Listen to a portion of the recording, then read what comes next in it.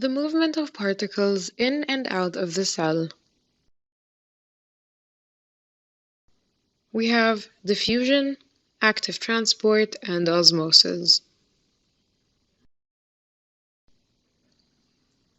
Here we have a representation of the medium around the cell membrane. We have the medium inside the cell, we have the cell membrane, and we have the medium outside of the cell. The cell membrane is partially permeable, which means it allows the movement of certain substances while denying the movement of other substances. We see here different molecules, the small molecule, the water molecule, and the large molecule.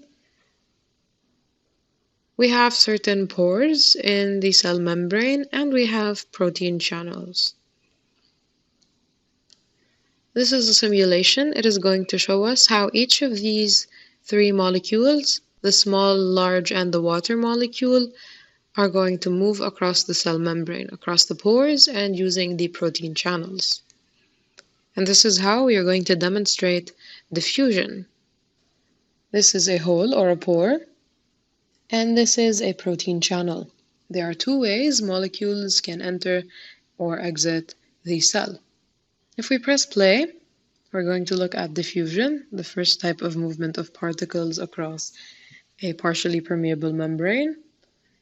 We see that particles are moving across the cell membrane in the different directions. Diffusion is the movement of particles from high concentration regions to low concentration regions. So down a concentration gradient. A concentration gradient is when we have different concentrations of the same substance across a partially permeable membrane. And when we have a concentration gradient, if the molecules are allowed to move through the membrane, they will go down this concentration gradient. This is diffusion. And the movement of these particles is using their kinetic energy. The kinetic energy is the energy of motion of particles. All particles have this energy, and they move in random motions.